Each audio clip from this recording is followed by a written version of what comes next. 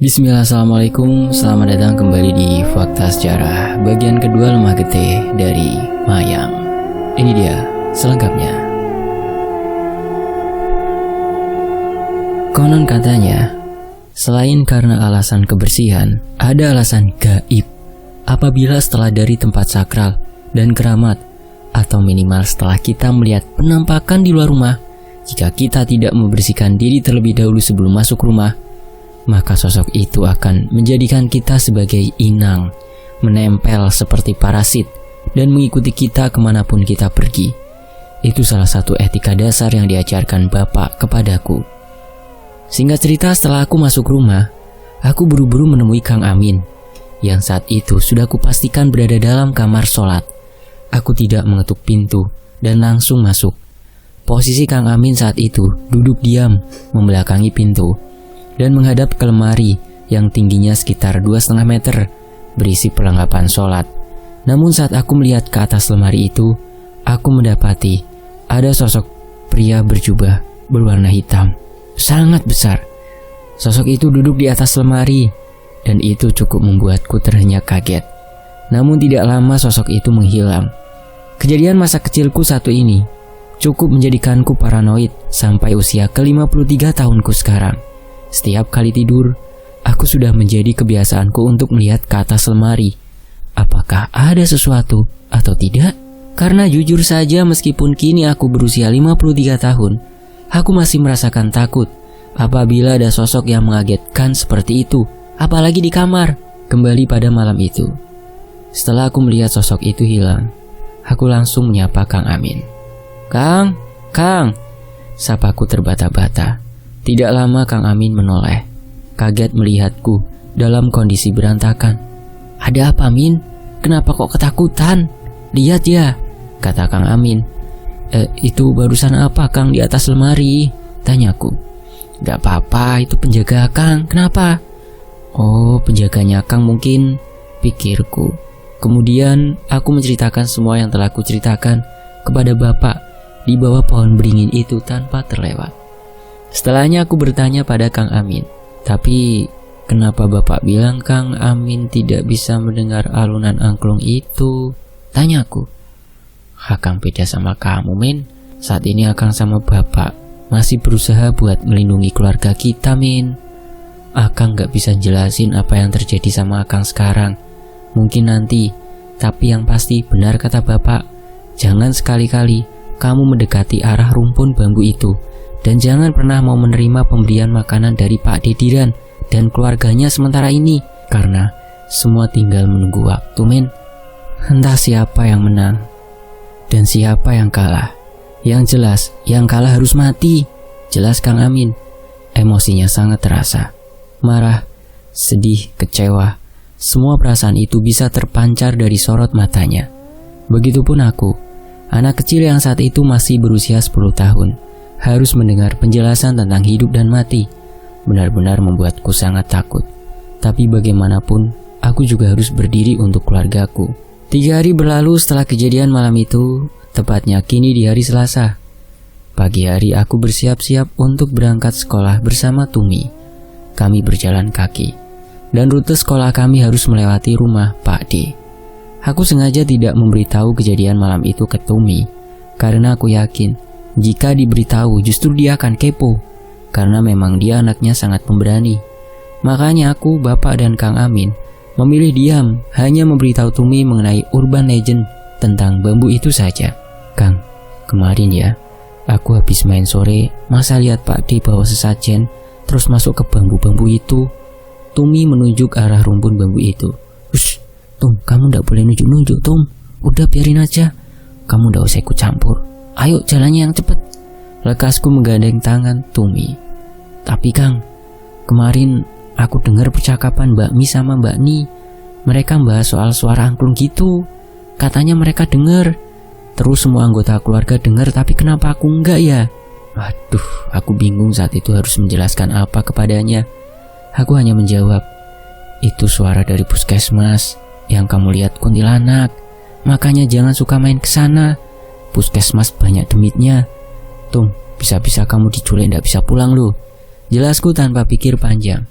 Alasan yang kubuat demi menghindarkannya dari Pak D justru berakibat fatal. Iyakah? Apa kapan-kapan aku kesana ya sama teman-temanku? Hehehe, candanya. Kamu jangan macem-macem ya Tum. Kalau kamu ketahuan kesana, aku bakal bilangin ke Kang Amin biar kamu disetrap, ancamku. Karena memang Kang Amin lah yang paling Tumi takuti di antara kami selain Bapak. Iya ya enggak, jawabnya sembari cemberut. Oh ya, sebagai informasi, aku akan jelaskan urutan nama kakak-kakakku agar teman-teman semakin paham ya. Bapak dan Mbok punya anak 7. Urutannya Mbak Ipah yang pertama ya, 25 tahun. Sudah menikah, punya 2 orang anak. Kemudian Mbak Mi, waktu itu usia 23 tahun, sudah bekerja.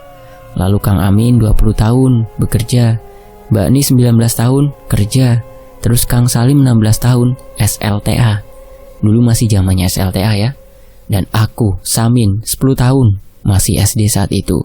Lalu Tumi, 6 tahun, masih SD juga. Firasatku memang selalu tajam. Pagi itu perasaanku tidak enak. Aku sesekali mengecek Tumi di kelasnya, memastikan dia baik-baik saja. Setiap kulihat, dia sedang bermain dengan teman-temannya. Tapi entah kenapa hari itu terasa sangat sesak. Seakan-akan mau terjadi sesuatu. Singkat cerita, bel sekolah berdering, menandakan berakhirnya kegiatan membosankan ini. Aku bergegas pulang dan menghampiri Tumi. Saat kuhampiri, aku melihatnya sedang bergerombol bersama teman sekolah, sekaligus tetangga kami. Teman bermainnya, ada 5 orang termasuk Tumi. Namun saat aku mendekatinya, mereka bubar seakan-akan punya rencana besar yang tak boleh ku ketahui. Ngapain sih Tum? Tanyaku sedikit gusar. Enggak apa-apa kok Kang, ayo pulang. Wajahnya justru sumringah. Kami pun berjalan pulang.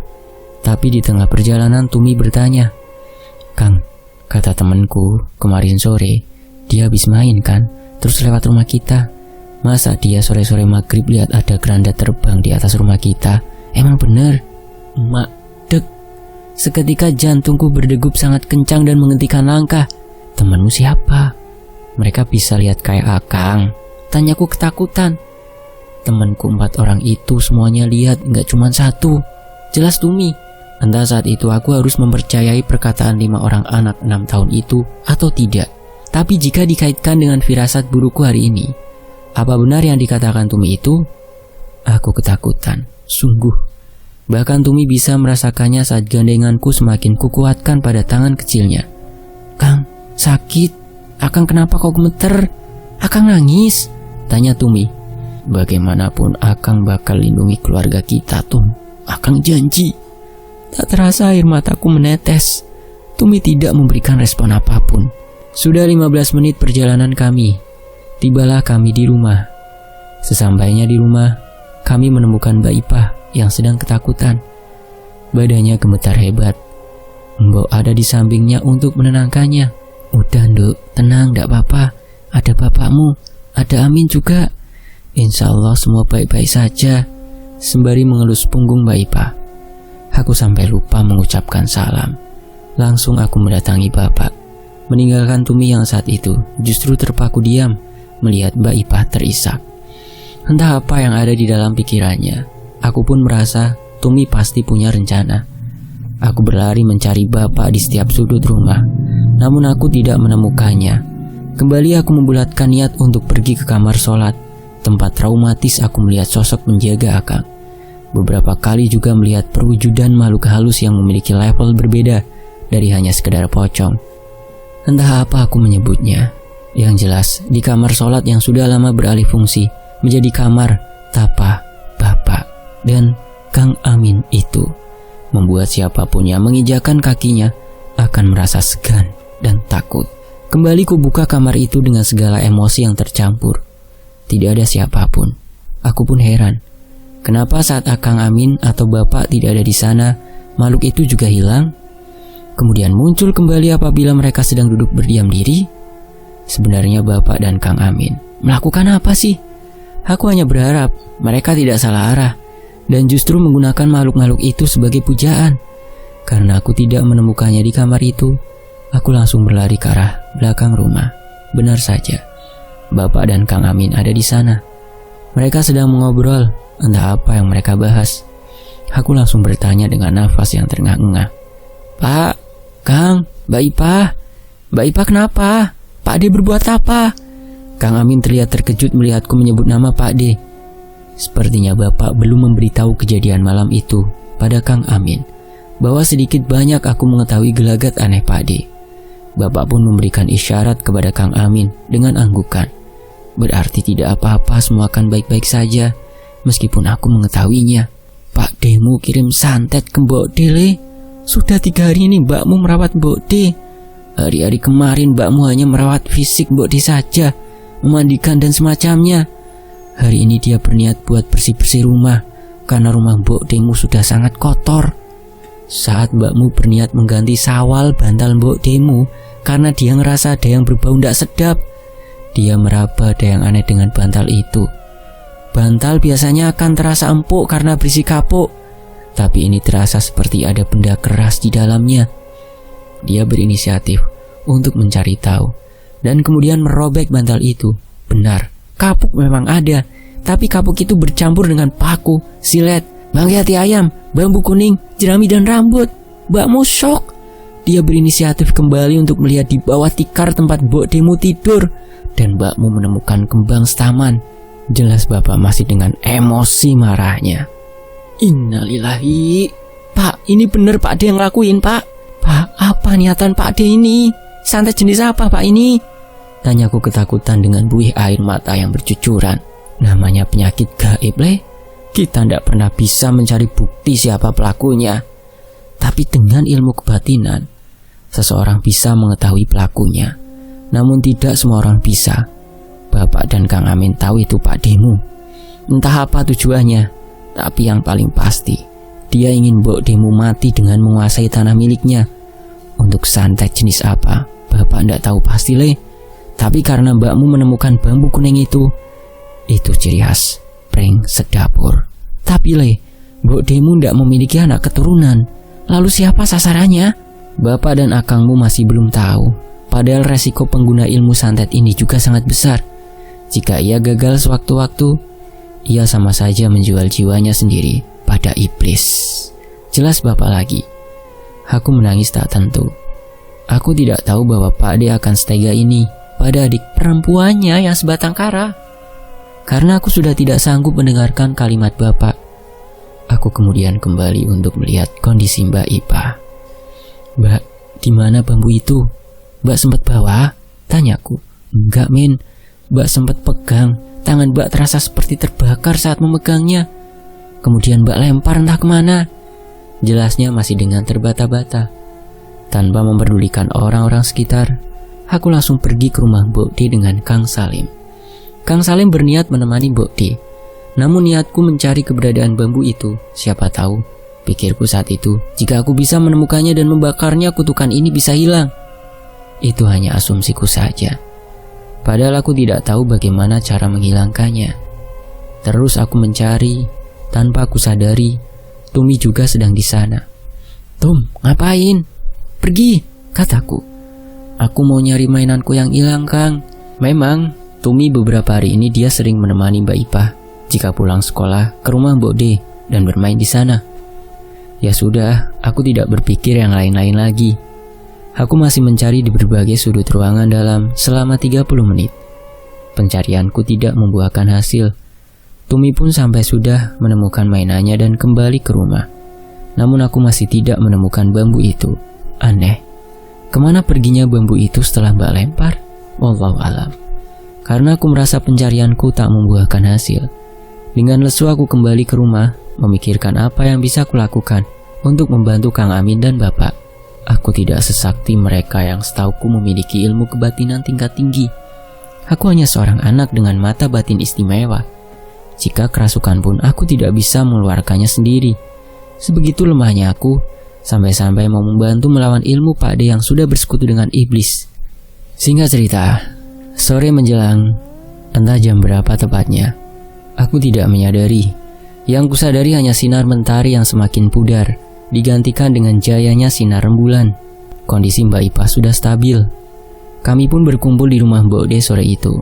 Namun, justru aku melihat keranda itu lagi. Keranda yang sempat terbang itu. kini tepat berada di atas kepala Mbok D. Aku hanya diam. Keadaan Mbok D kian hari kian parah. Sudah tidak mau makan, badan kering seperti digerogoti sesuatu tak kasat mata. Setiap maghrib ia selalu berteriak kepanasan dengan bola mata membesar dan mulut yang menganga. Kami berniat kembali membacakan Yasin. Kelima kakakku ada, suami Mbak Ipah, anak-anaknya, Mbok dan Bapak. Namun aku tidak melihat Tumi. Kemana dia? Belum sempat aku bertanya pada Mbok akan keberadaan si bungsu, aku mendengar suara Tumi memasuki pintu rumah kami. Jelas tidak ada orang. Dia pun tidak tahu bahwa kami saat itu ada di rumah Mbok D. Aku buru-buru menghampirinya bersama Kang Amin. "Akang!" Ia berteriak tak tentu dengan gema tangisnya. "Tum, kamu kenapa, Tum? Tenang, Tum," kataku memeluknya. "Kamu kenapa? Sudah Kang bilang kan kalau sore itu pulang. Jangan keliaran saat situasi kayak gini," cerca Kang Amin. "Kang, Tumi takut, Kang," tangisnya. "Kenapa, Tum? Cerita ke Akang, ada apa?" paksaku. "Tumi tadi mainan sama teman-teman Tumi. Kami mainan di depan puskesmas itu. Terus katanya teman-teman Tumi lihat ada Kunti di sana. Terus mereka takut lari pulang. Tapi aku sendiri yang gak lihat, Kang. Ya udah aku pikir mereka bohong, cuman alasan biar gak jadi yang beres-beres mainan. Aku yang beresin masukin karung. Tapi pas Tumi bersih-bersih sambil potong kuku di sana, Tumi lihat Pade." Belum selesai Tumi berbicara, Kang Amin menyela pembicaraan. "Potong kuku katamu? Kan sudah diberitahu kalau sisir rambut, potong kuku itu di rumah, Tum," bentak Kang Amin. Tangis Tumi kian pecah. Namun aku berusaha menenangkan keduanya. "Sabar, Kang, kita dengerin Tumi selesai cerita dulu. Lalu gimana?" "Belum selesai sampai situ saja kan?" tanyaku halus, karena jujur aku tidak setega Akang. Aku sangat menyayangi bungsu kami. "Iya, Kang, sambil potong kuku aku lihat Pak Adi di seberang rumahnya. Dia ketawa ke arahku. Ya sudah, aku juga senyum. Tapi lama-lama aku dengar ada suara angklung," katanya dengan menangis. Hatiku hancur. Aku sangat kaget mendengarnya. Kini lengkap sudah keluargaku mendengar semua, kecuali Bapak dan Kang Amin. Karena yang kita tahu bahwa mereka sepertinya memiliki sesuatu tameng yang membuat mereka tidak bisa disentuh makhluk seperti itu. "Kang, Tumi tadi juga menemukan ini pas di rumah Mbok D. Dia menyerahkan sebuah kain putih kecil, ditali 3 seperti pocong. Tapi itu hanya kain. Namun saat Kang Amin membukanya, kain itu berisi sebuah tulisan aksara Jawa gundul tanpa sandangan. Maksudnya di sini, aksara Jawa tanpa huruf vokal. Entah apa itu, tapi Kang Amin langsung lari ke arah tempat bermain Tumi. Aku pun menyadarinya. Buru-buru aku menyuruh Tumi untuk cuci kaki tangan dan masuk ke rumah Mbok D, berpesan padanya agar tidak keluar rumah. Singkat cerita, aku dan Kang Amin tiba di depan puskesmas itu. Tujuan kami sama, mencari potongan kuku Tumi. Seinci demi seinci kami susuri, namun sama sekali tidak ada jejak potongan kuku Tumi. "Jancuk, iki jelas wes dijumuk Pakde." Kang Amin terlihat sangat emosi. Dia memang orang yang keras dan temperamen, tapi hatinya sangat baik. Jika ada sesuatu yang menyinggung orang yang ia cintai, ia tak segan-segan membalasnya tanpa tanggung. Kang Amin kemudian berlari pulang. Aku tahu maksudnya ia akan menceritakan semuanya pada Bapak untuk mencari solusi. Aku yang sudah lemas, yang sudah berpikir yang tidak-tidak, hanya bisa pasrah. Berharap semua akan baik-baik saja. Berharap Allah Maha Penolong melindungi yang berniat baik dan memberikan balasan yang tepat untuk orang yang berniat jahat. Air mata dan keringatku bercucuran. Sembari aku melihat dengan nyalang ke arah rumah Pak D, kembali kudapati rentetan barisan pocong membelakangi rumah Pak D. Seakan-akan mereka adalah pengawal. Namun pocong itu berbeda dengan pocong di rumah Mbok D. Pocong itu berwarna hitam legam. Seakan mereka ditugaskan menghalangi balasan kiriman gaib yang mungkin Bapak atau Kang Amin kembalikan padanya. Sungguh tidak punya hati mengorbankan saudaranya yang tak ternilai harganya demi sebidang tanah yang memiliki harga. Jika kalian bertanya, apa saat itu aku tidak melihat Kunti penunggu puskesmas itu? Ya, aku melihatnya. Tidak hanya itu, aku juga melihat adanya wewe gombel dengan postur tubuh berbulu besar dan memiliki payudara yang menjuntai ke bawah. Keberadaan wewe itulah yang seakan menarik anak-anak kecil untuk bermain di sana. Dan jika sore hari, jika anak-anak kecil itu tidak segera pulang, biasanya ia akan menunjukkan dirinya. Namun hal itu tidaklah membuatku takut, selain karena terbiasa. Pikiranku saat itu sangatlah kalut, sampai-sampai aku sudah tidak bisa lagi merasakan takut akan kehadiran wewe itu. Singkat cerita, sebelum adzan maghrib berkumandang, aku kembali ke rumah dengan langkah lesu. Seperti biasa, aku membasuh kaki dan tangan. Namun seketika aku mendengar sesuatu. Bapak dan Mbok berdebat. "Sudahlah Pak, sudah kita pasrahkan saja ke Allah Pak. Mau bagaimanapun Kang Diran itu kakangmu. Sudah Pak, sudah," kata Mbok. Namun kata-kata Mbok tidak dibalas oleh Bapak. Bapak hanya diam saja. Singkat cerita, sholat telah usai. Kami pun bermain di surau sembari menunggu sholat isya. Bapak dan Kang Amin kembali lebih dulu. Namun tiba-tiba, ponakanku, anak laki-laki pertama Mbak Ipah, pingsan. Seketika, kami langsung geger. Kami langsung membawa Win ke rumah. Sesampainya di rumah, Mbak Ipah histeris. Begitupun Mbok. Lantas Bapak langsung merawat Win. Karena menurut Bapak, Win terkena serangan gaib. Sudah bisa ditebak dari siapa. Bapak merapalkan sesuatu yang entah itu apa. Dan anehnya, Win langsung sadar. Tapi dengan posisi matanya berwarna putih, tanpa ada warna hitam. Tidak berbicara. Juga mulutnya yang terus menganga. Kemudian Bapak berkata, "Ini perbuatan Kang Diran.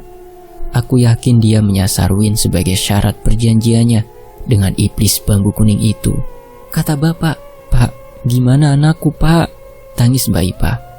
"Tenang Duk, Bapak bakal ngatasi ini. Kamu sabar ya," kata Bapak menenangkan. Aku masih tidak mengerti korelasi antara kondisi fisik Win saat itu dengan iblis bambu kuning. Saat Bapak mengajak Kang Amin untuk keluar rumah, aku mengikutinya diam-diam dan menguping pembicaraan mereka di balik pintu. "Pak, apa Win ini dirasuki oleh iblis bambu kuning itu?" tanya Kang Amin. "Semoga pilihan terbaiknya hanya itu. Tapi Bapak khawatir dengan pilihan terburuknya," kata Bapak. "Apa Pak pilihan itu?" tanya Kang Amin. "Kamu pernah kan dengar kisah dukun santet yang mati di rumpun bambu itu? Konon katanya, dukun itu mati karena tidak bisa memberikan tumbal seperti yang diminta oleh kerajaan iblis itu untuk laku santetnya. Dan jika kamu tahu, para koloni iblis itu menutup mata mereka dengan kain berwarna kuning. Tapi Bapak pernah melihat ada di antara mereka yang tidak memakai kain penutup mata itu. Dulu saat masih kecil, Bapak sering bermain sampai larut malam. Saat itu malam 1 Suro. Bapak keliling malam dengan teman-teman Bapak. Saat melewati rumpun itu, Bapak mendengar suara kuda. Saat Bapak cari tahu, ada sosok yang keluar dari rumpun bambu itu. Sosok bertubuh besar mengendarai kuda. Wajahnya Bapak tidak melihat, seperti raja, diikuti dengan iringan memakai pakaian kerajaan serba kuning dengan kain penutup mata. Namun di paling belakang juga ada beberapa iringan yang tidak memakai kain penutup. Sepertinya ia budak. Dan saat Bapak melihat matanya berwarna putih semua dengan posisi mulut menganga, ia berjalan membawa bambu itu. Yang dimaksud seseorang yang mendengar angklung itu akan dijadikan tumbal atau dijadikan pengikut. Jika dijadikan tumbal, maka akan seperti Win. Dan jika dijadikan pengikut, maka ia akan seperti Pak Demo. Jelas Bapak. "Lalu kita harus bagaimana Pak? Apa kita bisa menyembuhkan Win?" tanya Kang Amin. "Soal menyembuhkan, Bapak tidak bisa Le. Bapak hanya bisa membentengi keluarga kita. Tapi mungkin belum bisa menjangkau semuanya. Tandanya Win bisa ditembus oleh Pak Demu. Tapi kita tunggu 3 hari lagi kepulangannya Pak Ramin. Bismillah, Pak Ramin insya Allah bisa bantu sembuhkan Win." "Jelas Bapak." Aku terkejut. Pak Ade benar-benar sudah gila. Win akan dijadikan tumbal? Singkat cerita, kami pun akhirnya membagi tugas malam itu. Mbak Ipah sementara menunggu Win masih dengan posisi seperti itu. Aku dan Kang Amin menunggu Mbok D di rumahnya. Malam itu aku masih melihat ada keranda di atas kepala Mbok D. Namun aku masih juga berusaha mencari-cari di mana bambu kuning yang Mbak Ipah buang itu. Namun nihil. Ya sudah, aku menyerah dan memilih untuk tidur karena besok sekolah. Jam kini sudah menunjukkan pukul 11 malam. Aku masih terjaga. Kang Amin sudah tertidur, namun aku mendengar Mbok D mengerang seakan-akan mau mengatakan sesuatu. Katanya. Ada apa Mbok De? Mau minum? Tanyaku. Tapi bola mata Mbok De seperti orang ketakutan. Ada air mata yang membasahi pipinya kala itu. Mbok De melihat ke atas atap, dan aku merasakan ada yang aneh. Aku melihat di atap Mbok De ada kepulan asap berwarna hitam. Seketika aku membangunkan Kang Amin. Kang, bangun. Panggil bapak, Kang, kataku. Kang Amin langsung bangun. Ia berlari menuju rumah untuk memanggil orang-orang rumah. Aku juga berlari keluar rumah untuk melihat ada apa. Innalillahi, aku melihat sinar berwarna merah. Tidak hanya sekali, 7 kali sinar itu datang dari arah rumpun bambu itu menghantam rumah Mbok De. Kalau orang bilang, itulah tanda santet atau teluh. Diikuti dengan suara berisik di atas atap seperti tertiban benda keras. Aku langsung menangis. Entah aku tidak bisa mengatakan apapun saat itu. Aku lihat bapak dan yang lain berlari menuju rumah Mbok De. Kecuali Mbak Ipah, karena ia menjaga Win dengan kondisinya itu. Saat bapak masuk rumah, posisi Mbok De matanya sama dengan Win. Putih tanpa hitam, mulut menganga, tubuh yang kaku. Diikuti dengan kulit Mbok De yang sudah berubah hitam seperti orang terbakar dari ujung kaki sampai ujung rambut. Innalillahi wa inna ilaihi raji'un. Tangis bapak pecah diikuti dengan tangisan yang lain. Bersambung. Nantikan kelanjutannya hanya di Fakta Sejarah. Wassalamualaikum warahmatullahi wabarakatuh.